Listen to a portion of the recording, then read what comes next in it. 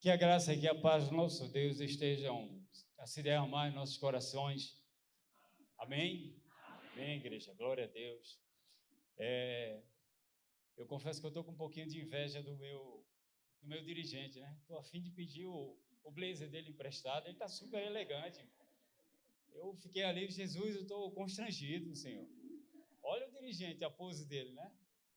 Mas, irmãos, é motivo de extrema alegria a gente ficar assim se regozijando pelo privilégio de poder ter amigos, de poder estar num lugar onde a gente tem amigos mais chegados que um irmão, e poder perceber que assim Jesus, como o melhor amigo, ele continua agregando pessoas, transformando vida e colocando novos amigos em nossas vidas. E o Wellington é um presente, é um amigo de Deus para a nossa vida também.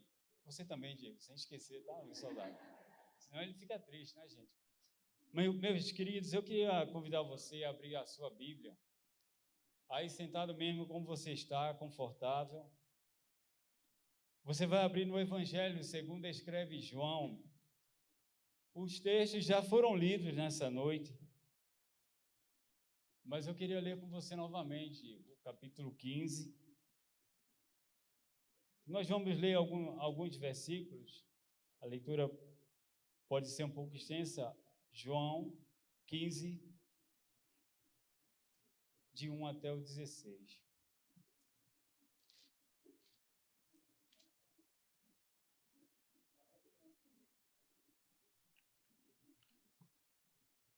Amém? Todos acharam? Não é? Em algumas Bíblias tem um subtítulo assim, dizendo a videira e os ramos, né? Então a palavra do Senhor diz assim, ó: eu sou a videira verdadeira e meu pai é o agricultor. Todo ramo que estando em mim não der fruto, ele o corta, e todo o que dá fruto limpa, para que produza mais fruto. Vós já está limpo pela palavra que vos tenho falado. Permanecei em mim e eu permanecerei em vós. Como não pode o ramo produzir fruto de si mesmo, se não permanecer na videira, nem vós o podeis dar, se não permanecerdes em mim. Eu sou a videira, vós os ramos. Quem permanece em mim e eu nele, se dá muito fruto, porque sem mim nada podeis fazer. Se alguém não permanecer em mim, será lançado fora, semelhante do ramo, e secará, e o apanham, lançam no fogo e o queimam. Se permanecerdes em mim, as minhas palavras permanecerem em vós, pedireis o que quiserdes e vos será feito. Nisto é glorificado meu Pai, em que deis muito fruto, e assim vos tornareis meus discípulos. Verso 9. Como o Pai me amou, também eu vos amei. Permanecei no meu amor. Se guardardes os meus mandamentos, permanecereis no meu amor, assim como também tenho guardado os mandamentos de meu Pai, e no seu amor permaneço.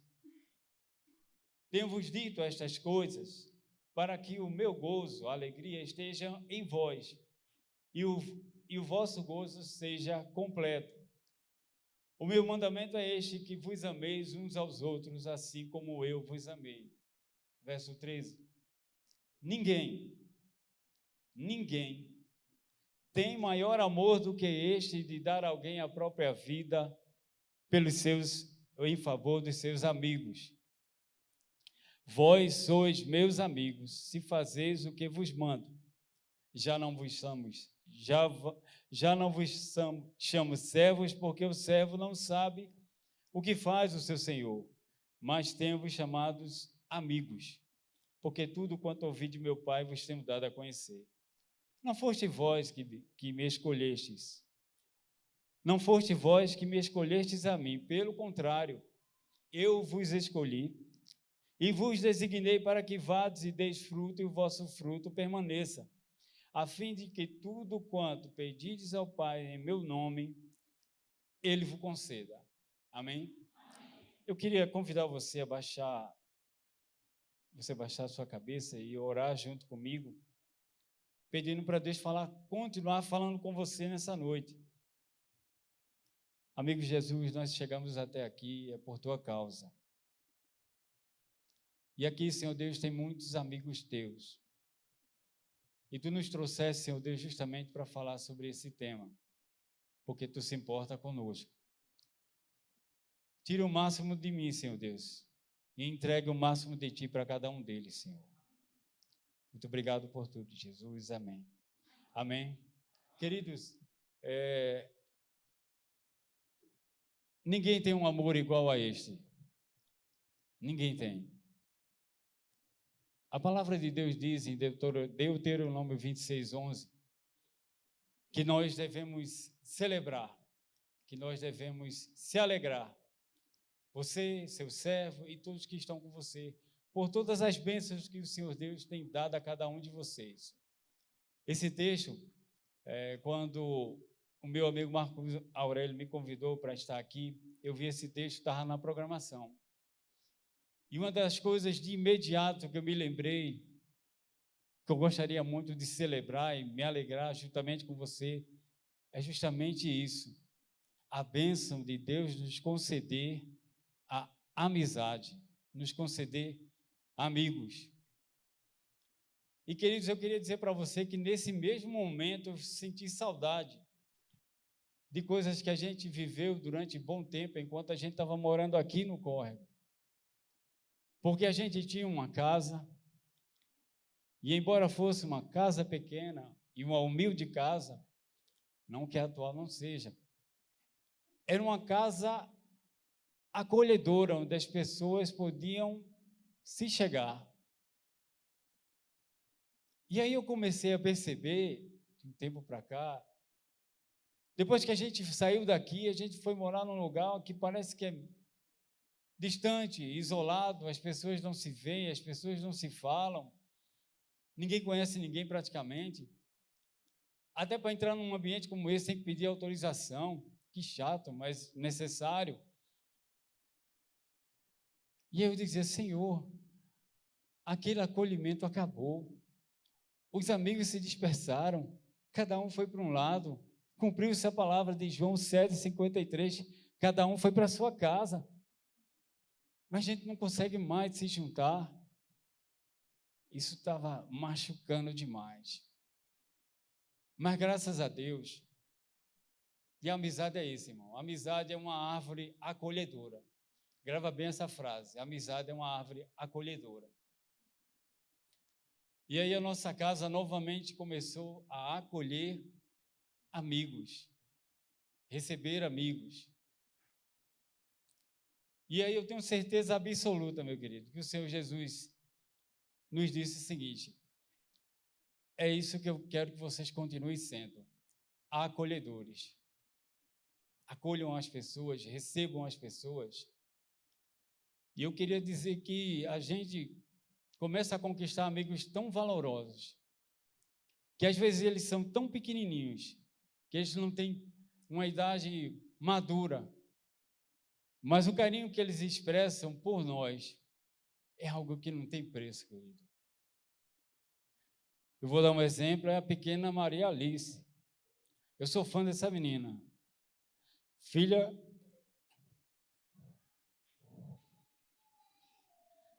Vocês desculpem a emoção. Filha do meu amigo Marco Aurélio. Por quê? Por causa da emoção. Porque diante de algumas situações e limitações da pessoa, ela consegue expressar carinho e amizade que a gente nunca, assim, a gente até acha estranho. Mas ela faz isso com muita simplicidade. E aí, eu disse, é isso, Senhor. É isso que a gente tem que ser, uma casa acolhedora.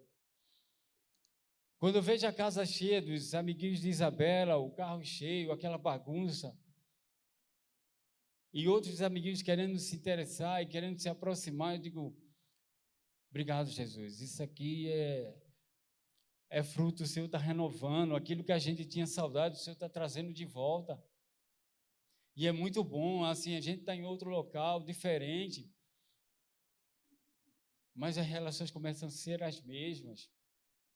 Mas, queridos, talvez assim não seja o seu caso, mas eu vou lhe fazer uma pergunta. Você já se procurou viver isolado? Você já se achou como uma ilha, achando melhor ficar sozinho num canto do que se relacionar, do que correr riscos? Você já desconfiou de outras pessoas a ponto de não querer se relacionar com elas, achando que elas vão te trair, achando que elas vão fazer algo contra você, vão te rejeitar ou algo semelhante? Eu já pensei assim. Eu já pensei em ficar no meu cantinho só. Estava bom demais. Eu vou dizer a você, até nesse momento, mas o Senhor Jesus disse o seguinte: não, não foi para isso que eu te criei. Não foi para isso que eu te chamei. Eu não te chamei para tu seres uma ilha isolada lá. Não, eu não te chamei. Eu não te chamei para viver só, achando que pode viver só. Se bem que é bem difícil você conseguir viver só num mundo como esse de hoje. Tudo bem que as relações parecem ser tão artificiais, não é verdade?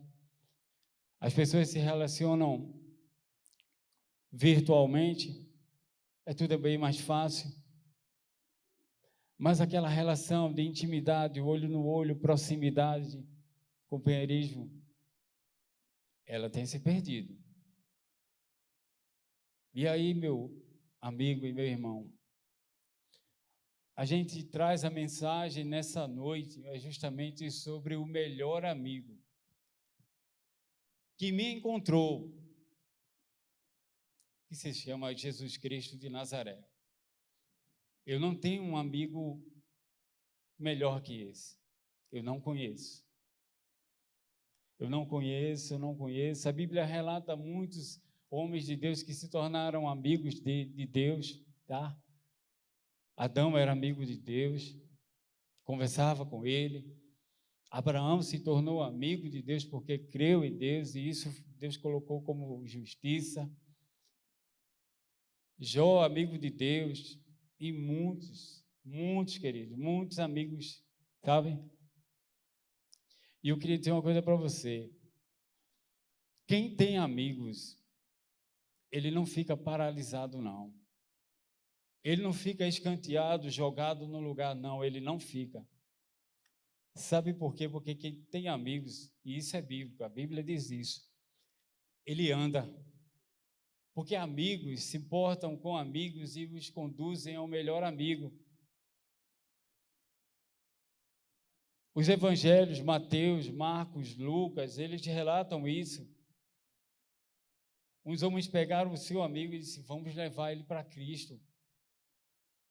Os textos dizem de Mateus 9, de Marcos 2, de Lucas 5, dizem que eles foram para a casa onde Jesus estava e não conseguiam entrar, porque estava lotada. A semelhança desse auditório aqui, desse templo, dessa igreja, estava lotada. E o amigo deles não conseguiam andar. Você sabe o que aconteceu? Eles precisou abrir o telhado e fazer com que o amigo chegasse a Jesus. E Jesus curou o amigo deles. E aquele amigo que estava condenado se sentiu privilegiado, curado e voltou para casa andando. Mas talvez alguém aqui nessa noite, ou talvez em algum lugar que esteja nos vendo, possa também pensar o seguinte: mas esse é um caso à parte, né? Ele tinha bons amigos para conduzir a Cristo. Mas eu não tenho ninguém, talvez você possa pensar, eu não tenho ninguém, Senhor, que me conduza a Ti. A Bíblia também fala sobre isso e prova para você isso. O Evangelho, segundo escreve João, no capítulo 5, conta esse momento. Tinha um cidadão lá, no meio de uma multidão, meus queridos. No meio de uma multidão ele estava, mas ele se sentia só. Uma multidão de cego, coxo, paralítico, doente, ou seja, tudo que era de mazela estava ali junto daquele tanque. Porque o Evangelho relata que conta-se que havia uma lenda, que de tempos em tempos um anjo vinha, agitava as águas, e aí, quando a água era agitada, o primeiro que caísse, ficava curado. Mas aí tinha uma multidão, todo mundo se acotovelando, aquela agonia, aquele homem estava lá parado, sozinho, e não tinha ninguém que pudesse fazer nada por ele. 38 anos, é o que o evangelista diz. Só, totalmente só, sem nenhum amigo. Mas deixa eu te dizer, se por acaso acontecer de você pensar que está só e não tem nenhum amigo, o mesmo Jesus que foi aquele tanque de Betesda se aproximou daquele homem e perguntou a ele: queres ser curado? Ele faz a mesma pergunta nessa noite a você. Ele se aproxima de você e diz: queres ser curado? A resposta daquele homem foi bem diferente da pergunta. Ele disse: Senhor, mas eu não tenho ninguém. Mas a pergunta não foi essa. A pergunta foi: você quer ser curado? Né? Você quer ser curado? E aquele homem foi curado, meus irmãos. Esse mesmo evangelista, ele diz que muitos outros milagres, sinais e prodígios que Jesus operou não estão escritos, porque senão não caberiam em livros. Isso foi dito hoje pela manhã na escola dominical. E se tinha uma multidão de gente ali enferma, Jesus curou muito mais gente. O mesmo Jesus, o melhor amigo, ele está aqui essa noite. E ele me trouxe aqui, meus queridos, com uma missão assim, muito prazerosa, de falar da amizade com ele. O texto que a gente leu fala sobre a videira e os ramos. E aí eu queria dizer para você, querido, Jesus, o seu melhor amigo é essa árvore acolhedora. A semelhança de uma simples casa é esse Jesus. É uma árvore acolhedora. O Senhor não veio para esse mundo para condenar. A missão dele é salvar. Está tudo pronto. Ele já fez tudo o que precisava. O que falta somente é cada um observar, entender e o receber como Senhor e como Salvador de sua vida. E se tornar um amigo fiel dele. Sabe, queridos, quando o evangelista João escreve esse evangelho, muitos dos amigos de Jesus, eles já tinham morrido. E olha que Jesus confiou nesses homens, tá? Jesus chamou 12. E você acha que esses amigos que Jesus chamou eram pessoas confiáveis? Eram pessoas que nunca o iriam negar? Esses homens eram pessoas que nunca iriam o trair, o vender, o abandonar? Se você já leu o Evangelho, você sabe que não é assim. Esses homens não são diferente de nós em nada. Quando a coisa apertou, meus queridos, eles abandonaram Jesus. Correram cada um para um lado. E aquele que traiu Jesus, Jesus recebeu ele como? Com um abraço e o disse: amigo, a que vieste? Até aquele momento, até Judas traindo, entregando ele lidou com ele como amigo. Pedro negou 3 vezes, ele tratou com Pedro como um amigo. Tanto que na sua ressurreição ele diz assim: olha, avisa Pedro que eu voltei. Queridos, nos primeiros 100 anos da igreja, a igreja cristã ela sofre uma perseguição terrível. no tempo que João, esse evangelista aqui, que escreveu, ninguém tem maior amor do que este, de dar a alguém a vida em favor de seus amigos. Os apóstolos já tinham morrido. E eles tinham sido mortos pelo viés do martírio, perseguidos e mortos. Mas esses homens falhos, eles não abandonaram o seu amigo. E fizeram o máximo por ele. O evangelista João vai dizer que vocês serão meus amigos se vocês fizerem o que eu vos mando. E o que é que Jesus pede a nós? Segundo o texto de Mateus, capítulo 32, se não me engano, ele diz assim: se você me confessar diante dos homens, eu confessarei diante do meu Pai que está nos céus. Se você me negar diante dos homens, infelizmente você também será negado diante do meu Pai que está nos céus. Eu não sei se você sabe, mas esse homem, João, ele experimentou todos os momentos da amizade com Cristo. Porque ele inicia com um camarada chamado João Batista. Ele se torna discípulo de João. E vê que coisa louca, você se tornar amigo de um camarada que tem uma mensagem estranha, que come comida estranha, que se veste estranho e anda por lugares esquisitos, desertos. Aí João disse: esse camarada aí tem algo bom. E João vê esse amigo ser, com o tempo, morto e decapitado. Né? Passava-se o tempo, então ele encontra o Senhor e diz assim: olha, ele é o Messias. E ele vai dizer para o seu irmão: achei o Messias. E passa-se o tempo, ele começa a se tornar cada dia mais íntimo do Senhor, a ponto dele ser o discípulo amado que nos encontros encostava a cabeça no ombro de Jesus. Que privilégio para esse João. Mas João vai ver os seus amigos também morrerem. E o tempo vai passar. E João vai ser preso. E João vai para uma ilha. E, meus queridos, parece que agora chegou o fim, né? O imperador Domiciano manda prender João por causa dessa mensagem. E diz assim: deixa ele lá, ele vai morrer de velhice. Os outros já morreram, só falta ele. E aí parece que está chegando o fim, João já não acredita mais, está naquela ilha sozinha chamada Patmos.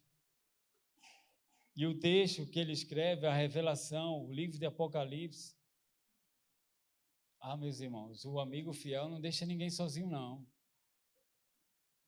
Jesus, após ressurreto, vai ao encontro de João e diz: João, o que você vê, João? Escreva, porque isso é testemunho para a igreja, João. A história vai contar que João ainda vai terminar sendo pastor em uma igreja em Éfeso. Vai terminar bem velhinho. Que privilégio para esse homem desfrutar dessa amizade. Que privilégio desse homem passar esse tempo com o Senhor. E o Senhor poupou sua vida. A ponto dele escrever o capítulo 21. E o versículo 4. Mas a partir do primeiro versículo. João diz o seguinte: eu vi um novo céu, eu vi a nova terra, e o primeiro céu e a primeira terra já passaram, e o mar já não existe mais. Vi também a cidade santa, a Nova Jerusalém, que descia do céu da parte de Deus, ataviada como noiva adornada para o seu esposo. Então ouvi grande voz vinda do trono, dizendo: eis o tabernáculo de Deus com os homens, Deus habitará com eles, eles serão povos de Deus, e Deus mesmo estará com eles. e o versículo 4, que é o versículo que nos conforta, que nos consola, que nos dá ânimo. E diz: e ele lhes enxugará dos olhos toda lágrima. Querido, eu estou falando daquilo que João viu. João viu o melhor amigo Jesus. E o melhor amigo Jesus não o abandonou, não o deixou sozinho naquela ilha. E foi ao encontro dele e mostrou que tudo está pronto, João. Valeu a pena, João. E se teve dor, João, quando tu viu, ou tu soube das mortes de João Batista, de Mateus, de Marcos, de Lucas e de tantos outros, João, eles já reinam comigo, João. E a morte já não existirá mais. E não haverá mais luto naquele lugar, João. Nem pranto, João, nem dor, porque as primeiras coisas já passaram. Paulo, o apóstolo, vai dizer que quando Cristo morre na cruz e diz: está consumado, ele tira da morte, ele tira do inferno, ele tira do diabo toda a autoridade que eles tinham sobre nossas vidas. Ele dispõe todos os principados e potestades diante da cruz, ou seja, todos eles caem por terra diante da cruz. Então, meus queridos, eu não sei se você ainda não desfruta dessa árvore acolhedora. Mas o que eu tenho para dizer para você, essa noite, não saia daqui sem desfrutar do acolhimento do Senhor Jesus. Porque do mesmo jeito, como João escreve, ele faz a comparação do Senhor como a videira principal, a videira verdadeira e nós os ramos. Haverá um tempo em que os ramos que não quiserem dar fruto, os ramos que não quiserem se tornar amigos, os ramos que não quiserem se filiar a essa árvore, eles não vão poder ficar. Mas não era isso que eu queria exatamente dizer para você. O que eu quero dizer para você assim, você tem uma grande chance, não deixa ela passar não. Sabe, queridos, não deixa passar não. Quando os homens cantavam esse hino, e aí, de certa forma, acho que foi Júnior que perguntou assim: por que tu escolheu esse ritmo, essa melodia? Eu disse: Júnior, porque eu pensei que todas as vezes que a gente se reunisse e fosse ensaiar, a gente ia se alegrar, por causa do ritmo, por causa da letra, e então ao céu voando. Imagina esse momento. Agora, o que machuca é assim, é que você olhar para alguém, alguém assim sabe que esse momento vai acontecer e é real, e não toma nenhuma iniciativa, não faz nada. Cristo veio para te salvar, querido, para me salvar. E eu sou grato a Ele por tudo aquilo que Ele fez por mim.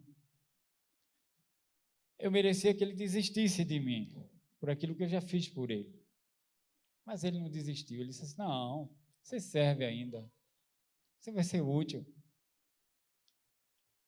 Eu não vou dizer para você que se você se tornar um cristão, um amigo de Cristo, você vai se ver livre de tribulações, tentações. Pelo contrário, não vai não. Vão acontecer com mais intensidade. Talvez até aquelas que a gente nem percebia, mas vão acontecer. No mundo vocês vão passar por isso. Mas Jesus disse o seguinte: mantenham uma fé, tenham um bom ânimo. Isso tudo que vocês estão passando, eu já venci. Vocês vão poder vencer também. É só confiar. É só confiar. E aí os homens cantam esse hino, e tem uma frase que diz assim, ó: o escolhido dos milhares para mim. Queridos, conta-se que se existir uma convenção no céu, em algum momento na eternidade assim, e naquela convenção se discutia a respeito da criação e a respeito da criatura, né? De tudo que seria criado ali. E aí foi dito que seria criado o homem. E o homem seria criado com a liberdade de poder ir e vir, de resolver as coisas meio que do jeito que ele achasse que deveria resolver, né? E esse homem foi criado e o Criador disse assim, olha, mas eu quero ser amigo dele, eu quero ser próximo dele, eu quero me relacionar com ele, eu quero me encontrar com ele na virada do dia, sempre no jardim eu quero me encontrar com ele. E estava aquele multidão reunida, conta-se, né? Então, assim, houve uma grande revolta, um rebuliço naquele local. E muitos foram contra tanto a criação como a criatura. E disseram assim, para que você vai criar um homem que é capaz de se rebelar contra você? Nós não queremos isso. E o resultado, queridos, é que conta-se que aqueles que se rebelaram foram lançados do céu, do mesmo céu que João viu, foram expulsos de lá e lançados na terra. Por isso que o escritor, a Bíblia diz que esse mundo ele jaz do maligno. Esse mundo aqui, e ele tem um reino limitado, ele pertence por um breve tempo ao inimigo. Aquele que se tornou inimigo de Deus, aquele que se tornou inimigo da cruz, aquele que pensava que viu o Filho de Deus sendo crucificado, tudo acabou, mas se enganou. Jesus ressuscitou, está vivo. A igreja não parou. A igreja foi perseguida sim, mas a igreja não parou. A igreja avança. E aí, meu querido, hoje a gente tem duas opções. Ou a gente sai daqui abraçados com o melhor amigo chamado Jesus Cristo, ou a gente continua de mãos dadas com o inimigo. E sabe qual é a artimanha do inimigo? Ele vai sempre dizer que esse local aqui está bom, esse mundo está bom, você não precisa mudar não. Imagine se você fosse o sócio de uma empresa que todo mundo sabe que ela vai falir, ela já está com os dias contados, ela não vai adiante. Mas aí esse sócio chega para você e diz, não, mas não é assim não, vai dar certo. Mas todo mundo está te avisando, essa empresa vai falir, essa empresa vai quebrar, essa empresa vai fechar, ela está com os dias contados. Mas aí ele diz para você, não, rapaz, está tudo certo, está tudo sob controle. Os números não batem, o balanço ele falsifica. Queridos, é o que o diabo tem feito nesse mundo. Ele sabe que os dias dele estão contados. Ele sabe disso. Mas ele mente. E a Bíblia diz que ele é o pai da mentira. E ele diz assim, não está contado não. Vamos ter mais tempo. Vamos aproveitar o mundo. E a mensagem, as leituras que a gente leu, diz o seguinte, toda a amizade deste mundo é inimizade contra Deus. Toda a amizade desse mundo é inimizade contra Deus. Por isso que eu queria muito que nessa noite você saísse daqui com a certeza. O Senhor Jesus é esta árvore acolhedora e Ele está aqui nessa noite e Ele está dizendo para você o seguinte, olha, talvez você tenha tantos amigos por aí, talvez o seu Facebook tem tantos seguidores, seu Instagram, seu TikTok, eu sei lá mais o quê. Mas Jesus disse assim, olha, isso tudo vai passar, querido. Mas eu não passo, eu sou o mesmo ontem, hoje, isso será por toda a eternidade. Sabe? A semelhança daquele homem, assim, ele diz assim, olha, eu vou para onde você estiver e vou perguntar a você agora, você quer ser curado, você quer ser liberto? Você precisa tomar uma decisão na sua vida. Ou você continua levando a vida tranquila, entre aspas, servindo ao príncipe deste mundo. A Bíblia diz que esse mundo ele jaz no maligno, ele está morto. Ou você quer servir ao Rei dos Reis, Senhor dos Senhores, aquele que vive e reina por toda a eternidade, aquele que em breves dias voltará para buscar a sua igreja. Queridos, Jesus Cristo vai voltar.